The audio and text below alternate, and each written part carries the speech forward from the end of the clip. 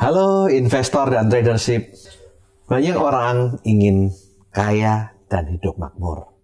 Tapi hanya kurang dari 20% orang di dunia yang bisa hidup makmur. Kemakmuran bukan hanya tergantung dari berapa banyak uang yang bisa kita hasilkan dari gaji atau hasil usaha. Tetapi juga tergantung dari bagaimana cara kita menata uang yang kita miliki. Di video ini, kita akan mengupas tentang 5 pos keuangan yang harus kita miliki agar bisa menjadi kaya dan makmur.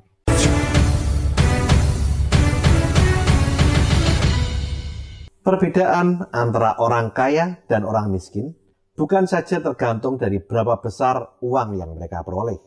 Banyak orang yang punya penghasilan besar dan jatuh miskin karena mereka tidak bisa menata uang yang mereka miliki.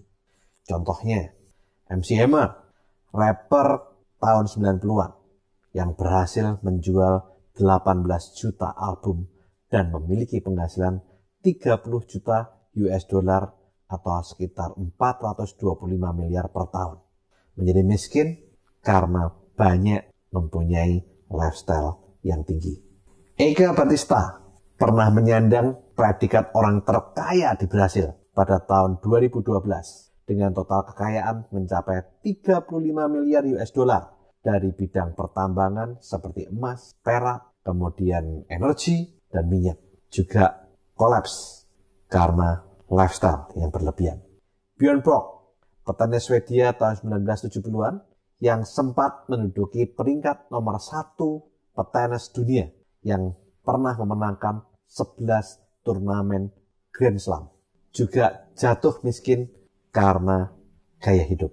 Billy Joel, musisi tahun 70-an yang berhasil menjual album lebih dari 150 juta keping dan sampai saat ini masih tercatat sebagai salah satu dari 5 musisi top dunia sepanjang masa, juga jatuh miskin karena gaya hidup yang berlebihan. Dan masih banyak lagi orang kaya yang jatuh miskin karena mereka tidak bisa menata uang yang mereka miliki dan mempunyai gaya hidup atau lifestyle yang tinggi. Kebutuhan atau biaya hidup itu sebenarnya murah, tetapi lifestyle atau gaya hidup itu mahal dan tidak terbatas. Bagaimana cara menata uang agar kita bisa hidup makmur? Dalam buku bestseller The Secret of Wealth Management, ada 5 pos keuangan yang harus kita miliki untuk menjadi kaya. Pos yang pertama adalah pos need atau pos kebutuhan. Pos yang kedua adalah pos want atau pos keinginan. Yang ketiga adalah pos debt atau pos untuk bayar utang. Pos keempat adalah pos saving atau pos untuk dana berjaga-jaga.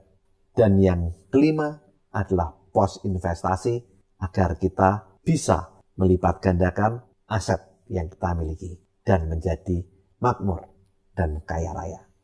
Mari kita kupas masing-masing pos satu persatu.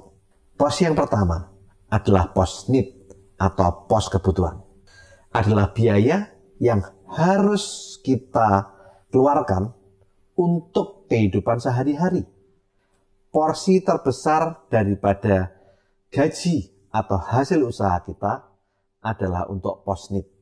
Contoh, biaya belanja untuk makan sehari-hari, biaya pakaian, keperluan rumah tangga, seperti deterjen, sabun mandi, pasta gigi, pembersih, shampoo, kemudian keperluan sehari-hari seperti gula, susu, teh, kopi, beras, mie, dan lain-lain. Kemudian biaya kosmetik untuk wanita, potong rambut, biaya listrik, telepon, air bersih, air minum, biaya transport ke kantor, ke sekolah, bepergian, biaya uang jajan anak, biaya uang sekolah anak, iuran perumahan atau biaya kebersihan, perbaikan mobil atau motor atau rumah, dan biaya-biaya rutin yang lain. Yang kedua adalah pos want. Pos ini adalah merupakan pos untuk memenuhi keinginan kita atau impian-impian kecil kita. Dalam hal ini, kita bisa menunda keinginan kita atau impian-impian kecil kita. Dan kalau hal ini belum bisa terpenuhi, hal ini tidak akan mempengaruhi kehidupan kita.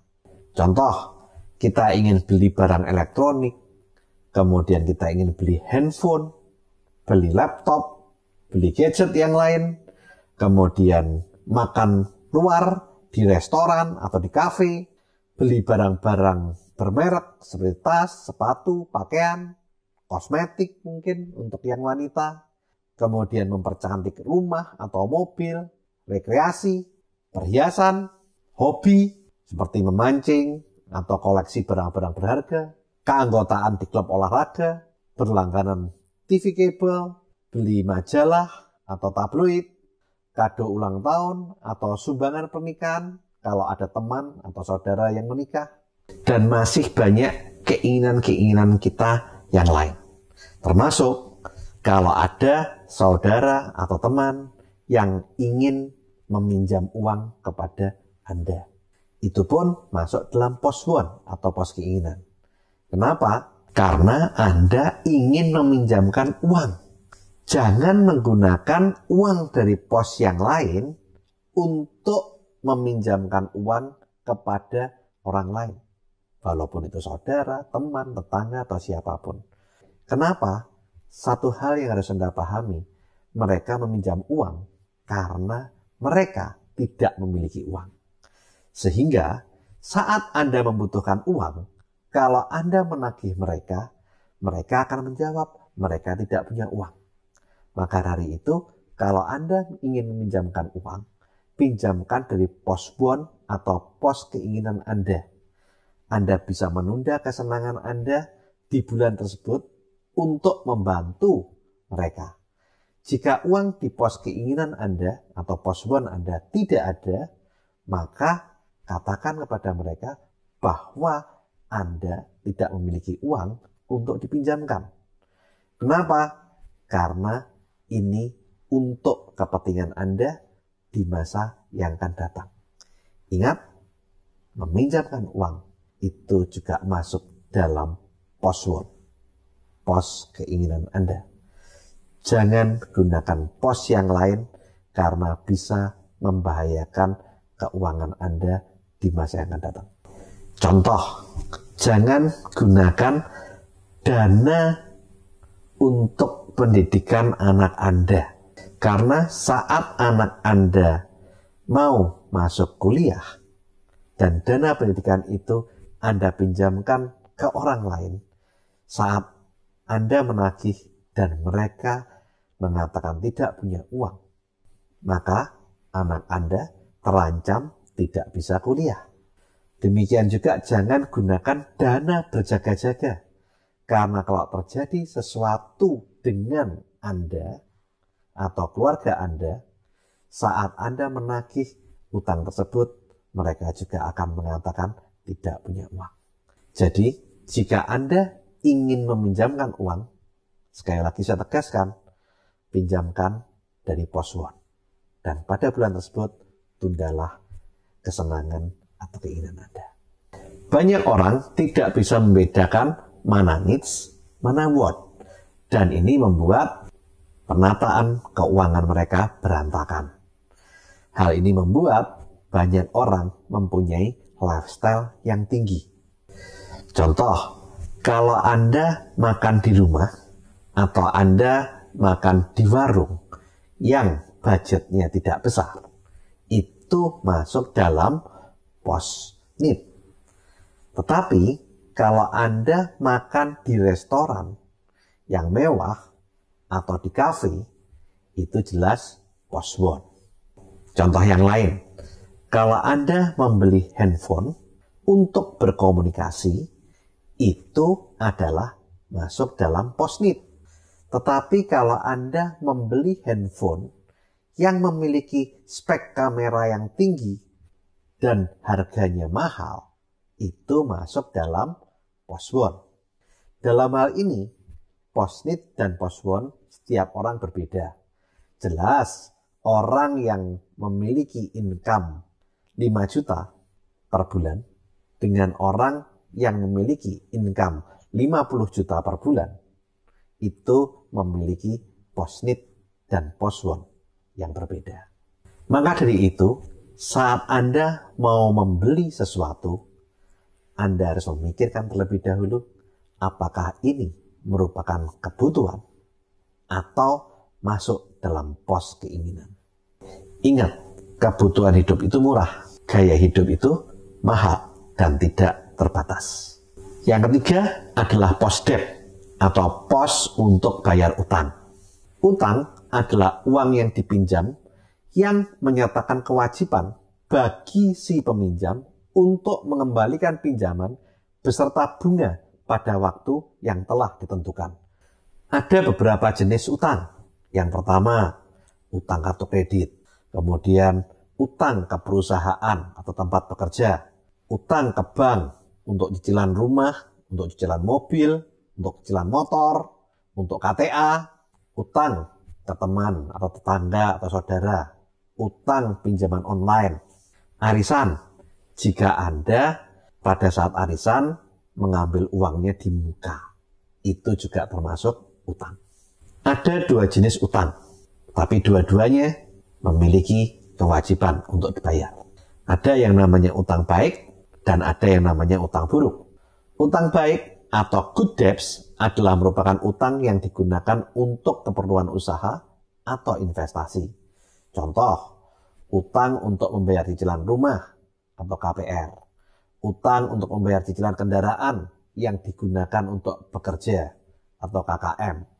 Kemudian utang untuk keperluan usaha atau pengembangan bisnis. Sementara utang buruk atau bad debt yaitu utang konsumtif. Contohnya, kredit untuk membeli handphone terbaru dengan spek tertinggi. Kredit untuk membeli elektronik terbaru.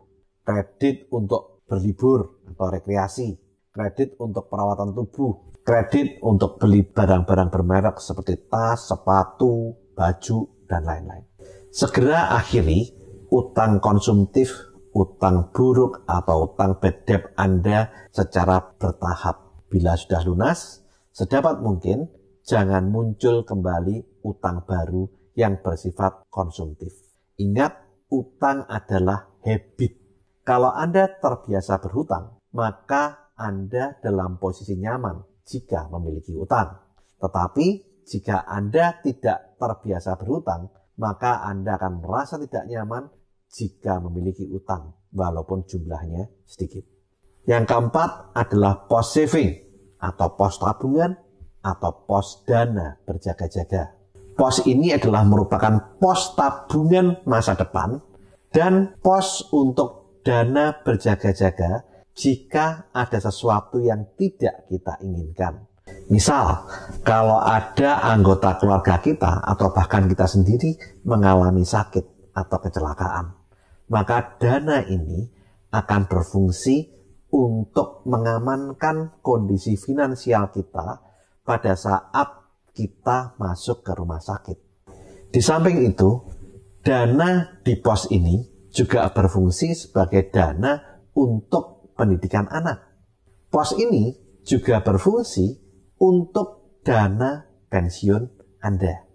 Maka dari itu, dana di pos S bisa kita tempatkan dalam bentuk yang pertama tabungan atau asuransi jiwa, asuransi kesehatan, asuransi pendidikan anak, asuransi rumah, asuransi mobil, dana pensiun, dan lain-lain.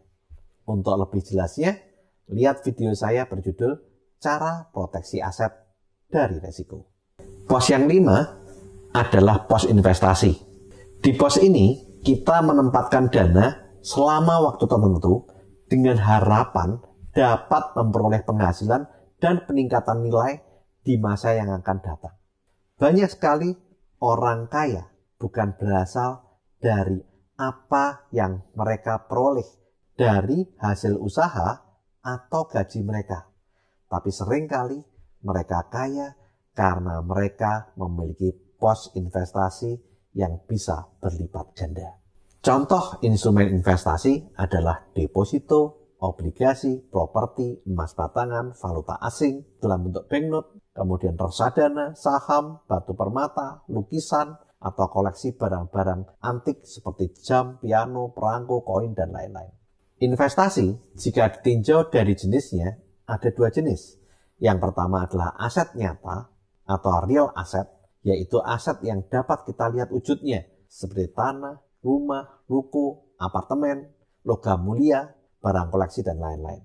Yang kedua adalah aset keuangan atau financial asset, yang merupakan klaim atau bukti kepemilikan atau bukti utang perusahaan yang biasanya dalam bentuk kertas. Maka dari itu juga dikenal sebagai paper asset.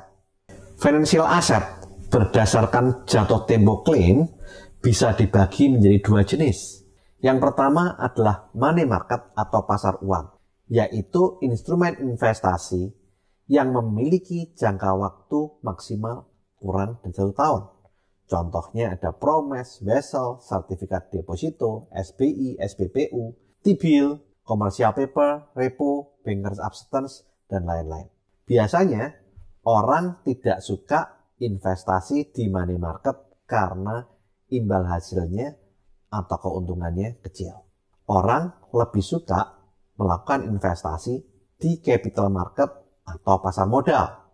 Yang kedua adalah capital market atau pasar modal, yaitu instrumen investasi yang memiliki jangka waktu lebih dari 1 tahun.